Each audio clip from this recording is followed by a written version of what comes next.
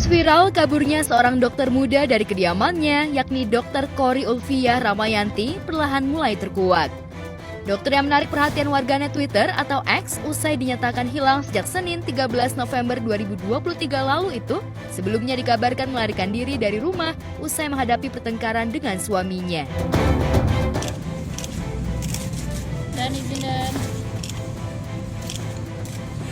Dan sempat ditaruh di punggung belakang korban sehingga korban merasa ketakutan, dan itulah yang menyebabkan korban meninggalkan rumah untuk mencari perlindungan ke Dinas Perlindungan Perempuan dan Anak. Diduga seperti itu, memang akunnya adalah akun pemilik dari si dokter tersebut, si korban tersebut, dipergunakan oleh pelaku untuk memviralkan atau mencari istri yang telah hilang selama 3 tahun. Setelah sang dokter hilang, sang suami sempat memposting unggahan di Twitter atas hilangnya Dr. Kori dan meminta pertolongan warganet. Namun akun @goodbyebambina yang mengaku sebagai teman Dr. Kori memberikan keterangan yang cukup menghebohkan. Sedih lihat berita ini, tapi nggak heran, Dr. Kori adalah temanku, pernah setempat kerja. Beliau orang yang baik dan lembut, dan aku tahu banget suaminya seperti apa. Dr. Kori semoga baik-baik aja dimanapun berada, tulisnya. Tak hanya di situ, ia juga membeberkan jika Dr. Kori memiliki banyak beban tanggungan hidup dan menafkahi keluarga. Saya sebagai teman kerjanya sedikit banyak mengetahui bahwa banyak sekali beban yang dia, Dr. Kori, tanggung. Kabarnya Dr. Kori juga mendapatkan kekerasan dalam rumah tangga atau KDRT dan sempat ditodong pisau oleh suami. KDRT-nya bentuknya adalah sudah sering berulang menurut hasil pemeriksaan dari korban, bahwa yang bersangkutan mengalami kekerasan dalam rumah tangga sering dan berulang. Ditambah kami menemukan saat kejadian hari pagi, kami menemukan bukti yang dimana penjual bubur melihat kejadian tersebut. Marah karena yang bersangkutan lagi nonton bersama 3 anaknya, kemudian tiba-tiba karena pelaku ini ulang tahun pada pukul 00.00 menjelang pukul 00.00 si istri belum nonton langsung bergegas untuk mengambil kue ulang tahun yang telah dipersiapkan oleh istri tersebut, istrinya yang si korban ini, sehingga pelaku mengalami ketersinggungan yang mendalam. Korban luka ada di punggung belakang sama di bahu. Pasca dugaan KDRT itu mencuat, kabarnya kini sang suami telah diproses oleh pihak kepolisian.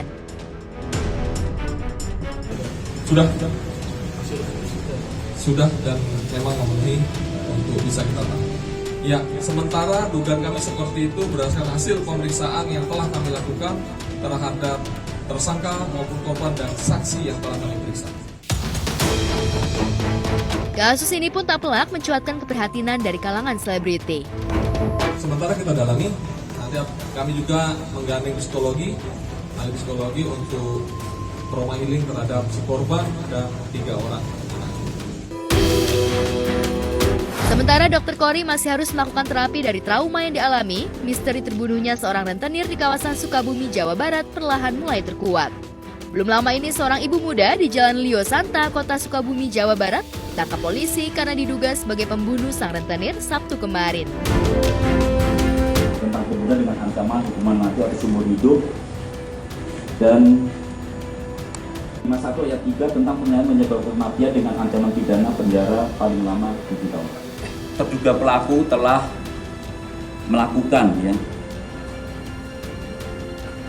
tindakan membunuh daripada korban inisial RS yang dimotifkan bahwa terduga pelaku dengan korban itu adalah terkait hutang piutang. Kasus pembunuhan yang diduga dilakukan oleh PS kepada RS yang merupakan seorang perempuan penagih utang berawal pada Senin 13 November lalu sekitar pukul 11.30 waktu Indonesia Barat. Kala itu korban datang ke rumah tersangka untuk menagih utang. Namun karena PS belum punya uang untuk membayar utangnya itu, ditambah RS terus memaksa agar tersangka membayar utang, maka terjadilah cekcok mulut serta berujung perkelahian. bahwa korban pada hari Senin ya, tanggal 13 ya, November 2003 izin kepada keluarganya untuk pergi untuk bekerja ya, untuk bekerja. Ternyata dia korban pergi ke alamat terduga pelaku ya, terduga pelaku. Disitulah terjadi cekcok pada saat menagih hutang.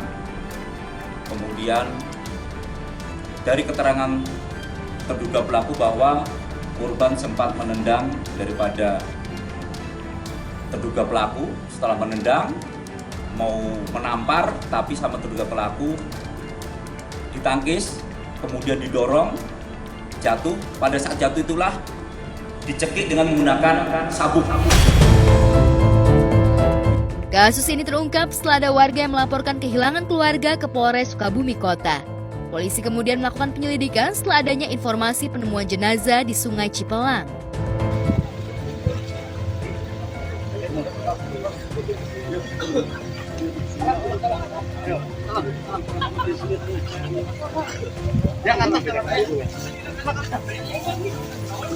Kalah.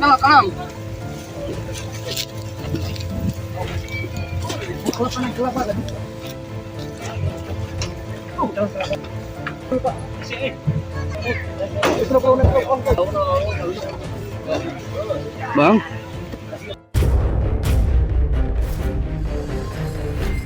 Kepada tersangka, penyidik Satreskrim Polres Sukabumi Kota menerapkan pasal 338 KUHP tentang pembunuhan dengan ancaman kurungan penjara selama 20 tahun seumur hidup atau mati. Kasus ini jelas sisakan masalah sosial dan keprihatinan hingga membetot perhatian selebriti. Enggak kebayar kenapa, Bu? Kebayar, cuma cicil. Bu, kalau menurut saya, bagi orang-orang yang mungkin memiliki hutang atau belum punya duit untuk bayar hutang, itu alangkah baiknya masih ada cara yang lebih baik untuk menyelesaikan itu, walaupun rentenir itu udah datang ke rumah. Cuman kalau misalkan emang rentenir itu melakukan kekerasan, itu boleh dilawan kalau menurut saya gitu. Tapi kalau rentenir itu nggak melakukan kekerasan, jangan ada kekerasan fisik, apalagi sampai membunuh. Itu tidak sepatutnya dilakukan seperti itu. Kalau saya sih menyarankan ya, kalau bisa gitu loh, jangan sampai berhutang atau jangan sampai ada yang memberikan hutang gitu, supaya hal-hal seperti ini nggak akan terjadi lagi gitu. Tapi walaupun kita harus berhutang, ya kita harus konsekuen gitu untuk membayar. Artinya sebelum jatuh tempo tuh kita udah menyiapkan uang. Paling enggak bisa semuanya, pasti juga si rentenir pasti juga akan ya udahlah mau gimana lagi. Pelaku ini saya kira harus diberikan hukuman yang seberat-beratnya, karena dia udah berani melakukan hutang. Jadi kalau dia memang tidak bisa membayar kan harusnya dibicarakan dengan baik-baik saja, tidak harus dengan cara kekerasan, apalagi sampai menghilangkan nyawa orang lain. Sementara itu, seorang pria pencuri motor menyerahkan diri karena hidup tak tenang. Video seorang pria pencuri motor menyerahkan diri ke polisi karena hidup tak tenang itu bahkan viral. Dalam video itu, dia mengaku telah mencuri motor di kawasan Talang Mando sekitar 4 tahun lalu. Saat mendatangi kantor polisi, mengenakan topi dan kemeja kotak-kotak. Kedatangannya ke Polres Lubuk Linggau, Sumatera Selatan pun disambut oleh seorang polisi yang menginterogasinya. Dengan santai, dia memberikan keterangan bahwa ia hendak menyerahkan diri. Kau maling di mana? Di Talang Mando. Tahun? 2019. Jadi ke Polres ini nak ngapo? Nak nyerah ke diri. Maling motor. Nak nyerah ke diri. Ngapo kok nak nyerah ke diri? Bahannya kayak dikenal. Kasus orang mengaku telah berbuat kriminal, apalagi perbuatan itu sejak 2019 terjadi, jelas unik hingga membetot perhatian warganet tak terkecuali selebriti. Lantas seperti apa respon mereka? Buat gue sih itu satu lucu, keren, tapi juga salut gitu kan. Karena mungkin katanya sih dengar-dengar dia memutuskan untuk berhenti dari profesi malingnya itu, dia mau hidup tenang gitu. Ya bagus sih gitu kan, ya mungkin belum tentu kan, ibaratnya profesi itu mungkin bisa menghasilkan dia banyak uang, banyak harta, tapi hidupnya malah nggak tenang gitu. Jadi lucu aja sih, tapi ya semoga Pak Yai istiqomah ya Pak. Tapi jangan sampai Pak, nanti Bapak berhenti jadi maling motor, terus Bapak malah jadi berubah jadi maling yang lainnya gitu. Katanya dia pengen tenang, ya mungkin dia sudah capek, sudah di fase kita nggak pernah tahu kan kehidupan seorang itu bagaimana. Setelah dia mencuri, apakah dia akan tenang, kan kita tidak tahu. Mungkin dia dihantui rasa bersalah, tapi dia harus mungkin seperti itu kan. Ya mudah-mudahan semua yang pernah mencuri, yang pernah berbuat buruk ya baik menyerahkan diri lah, bertaubat ya.